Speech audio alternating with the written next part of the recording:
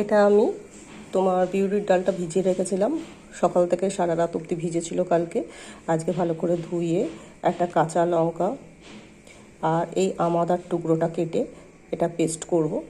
এই দেখো এক অংশ পেস্ট করে রেখেছি, আর এটা পেস্ট করতে যাচ্ছি। আর এতে যৎসামান্য একটু নুন দিয়ে দেবো। যতবার পেস্ট করব যৎসামান্য করে নুন দিয়ে দেবো, আর একটা করে কাঁচা লঙ্কা দিয়ে দেবো। ঠিক আছে?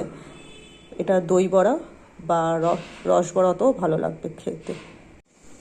ডালটাকে ভালো করে ফেটিয়ে নিলাম।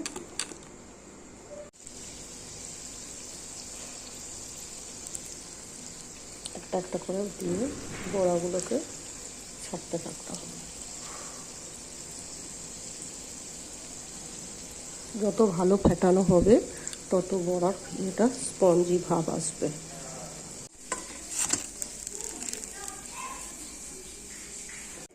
আর কিছু বড়া জল থেকে নিংড়ে এরকম করে সাজিয়ে রেখেছি।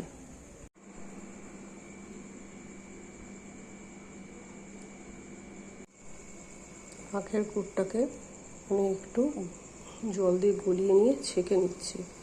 নিয়ে আখের গুড়টাকে জল দিয়ে গুলে ছেঁকে নিলাম। নিয়ে তোমার একটু জাল দিয়ে নিচ্ছি। এতে একটু তেঁতুল জল দেবো, আর ভাজা মশলার গুঁড়োটা দেবো। এতে 2-3টে খেজুর দিয়ে দিলাম।